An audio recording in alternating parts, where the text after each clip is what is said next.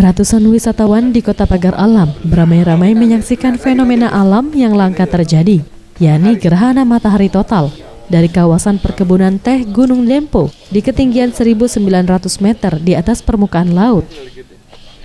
Dari lereng Gunung Dempo terlihat jelas proses gerhana matahari ini. Para wisatawan memanfaatkan momen ini untuk berfoto bersama. Sebagian lagi tertegun melihat kejadian yang luar biasa ini. Salah seorang wisatawan asal Jakarta ini mengaku ia sengaja datang ke Pagar Alam dan menginap di hotel kawasan perkebunan teh Gunung Dempo agar bisa melihat langsung fenomena GMT ini.